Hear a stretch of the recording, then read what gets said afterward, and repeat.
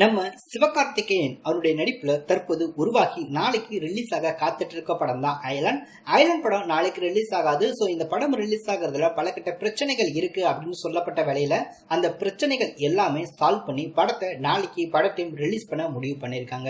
அதே வேளையில ஆல்ரெடி பார்த்தோம் அப்படின்னா சில பேர் இந்த ஒரு ஐலண்ட் படத்தை பார்த்திருக்காங்க. அவங்க இந்த படத்தை பத்தி என்ன சொல்லியிருக்காங்க அப்படின்னா, கண்டிப்பா சிவகார்த்திகேயன் அவருடைய ஃபேன்ஸை திருப்திப்படுத்தக்கூடிய ஒரு படமா இது இருக்க போகுது அப்படின்ற தகவல் தான் அது. படத்துல ஏகப்பட்ட லாஜிக் மீறல்கள் மைனஸ் காட்சிகள் அப்படின்னு இருக்கு அப்படின்றத கன்ஃபார்ம் பண்ணிருக்காங்க.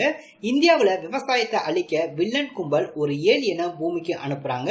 சோ சிவகார்த்திகேயன் தஞ்சமடைகிற அந்த ஏலியன் அதன் பிறகு வில்லன்களுடைய சூழ்ச்சியை புரிஞ்சு எப்படி தப்பிக்குது அப்படின்றதான் படத்துடைய ஒன்லைன் ஸ்டோரியா இருக்க போகுது. சிவகார்த்திகேயன் பூமிக்கு வந்த ஏலியனோட சேர்ந்து வில்லன்களோட மோதுற அந்த ஆக்சன் சீன்ஸ் எல்லாமே தியேட்டர்ல அனல் பறக்கும் அப்படின்னு சொல்றாங்க. ஆக்சன்ல இந்த படத்துல சிவகார்த்திகேயன் பூந்து விளையாடி இருக்காரு அப்படின்ற மாதிரியும், அதே வேளையில இன்னொரு பக்கம் ரொம்பவே ஜாலியான என்டர்டைன்மெண்ட் மூவியா இந்த படம் உருவாகி இருக்கா.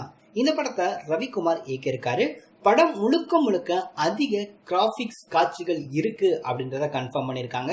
சோ இந்தியாவில் வெளியான படங்களே இந்த படத்துக்கு அதிக கிராபிக்ஸ் இருக்கும் அப்படின்னு படத்தையும் சொல்லியிருந்தாங்க.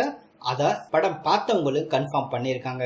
ஐலண்ட் படத்துடைய முதல் அந்த ஃபர்ஸ்ட் ஹாஃப் அப்படின்றது ரொம்பவே சுமாரா இருக்கு அப்படின்ற மாதிரியும், அந்த செகண்ட் ஹாஃப் இன்டர்வெலுக்கு பின்னாடி பார்த்தோம் அப்படின்னா படத்துடைய கதை அதகலம் பண்ணிருக்காங்களாம். படத்துடைய கதை ரொம்பவே சூடு பிடிக்க ஆரம்பிச்சிருக்கு. இரண்டாம் பாதி கண்டிப்பா எல்லாருக்குமே பிடிச்ச மாதிரி இருக்கும். திரைக்கதையில பார்த்தோம் அப்படின்னா ரவிக்குமார் மிரட்டி இருக்காரு செகண்ட் ஹாஃப்ல அப்படின்ற தகவல். ஏற்கனவே ஐலண்ட் படத்துக்கான சாங்ஸ் அப்படின்றது அந்த அளவுக்கு பார்த்தோம் அப்படின்னா பெருசா ஒன்னும் ரீச் ஆகல.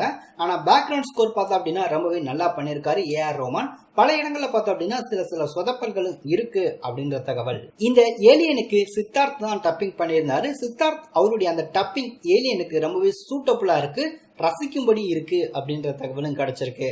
கண்டிப்பா இந்த பொங்கலுக்கு ஐலண்ட் பார்த்தோம் அப்படின்னா ஒரு ஹிட் லிஸ்ட்ல இருக்கக்கூடிய ஒரு படமா இருக்க போகுது. கண்டிப்பா நாளைக்கு அது எல்லாருக்குமே தெரியத்தான் போகுது.